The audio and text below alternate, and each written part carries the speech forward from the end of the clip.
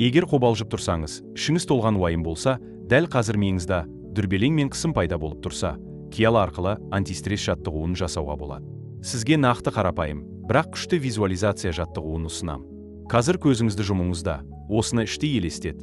Қара жарық визуализациясы 3 минут. 1. Көзіңді жұм. Терең тыныс ал. 4 секунд мұрынмен дем ал.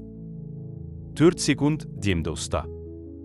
4 секунд ауызбен жай шығара бер. 2. Елестет қара фон. Тып-тыныш. Сен жалғызсың, бірақ бұл жалғыздық емес, тыныштық. Көкшіл жылтырап тұрған нүкте сенің ішкі тыныштығың. Ол жүрек тұсынан жайлап жарық шашып тұр. Паника, ол тек бұлт сияқты өтіп кететін ой. Сен оның артындасың, байқаушысың. Өз-өзіңе айт, мен қазір тынышталып жатырмын. Бұл сезімдер өтеді. Ал мен қам. Мен бақылаудамын. Мен аманмын. 3. Бір сәтке. Жай ғана тыныста. Миыңда ештеңе түзетуге тырыспа. Қара фон мен көк жарықты елестете бер. Ол сені жайлап тыныштандырады. Бұл жаттығу бейсаналы миға қазір қауіп жоқ деген сигнал береді. Паника кезінде сенің миың қауіп бар деп ойлап тұр, бірақ сен оған визуалды тыныштық көрсете отырып қайта бағдарлайсың. 4. Сенің ішіңдегі паниканы ұстап тұрған нәрсе қарсылық. Ол да мүмкін. Іштей қарсы болу бұл табиғи нәрсе. Себебі ойлаған нәрсеміз болмай қалса біз қарсыласамыз. Солай қобалжу паника пайда болады.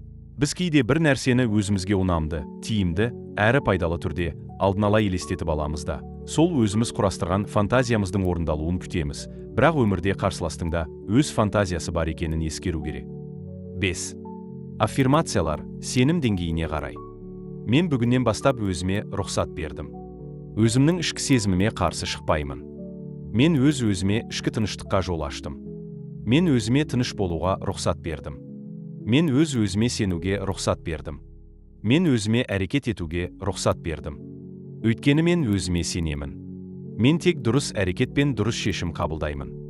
Мен өзімді бүгін кешегіден жақсырақ сезінуге лайықпын. Қайта-қайта айт. Ішіңде қарсылық болса да айт. Бір күні сенімге айналады. Тыныштық, сенімділік, әрекет осыдан басталады.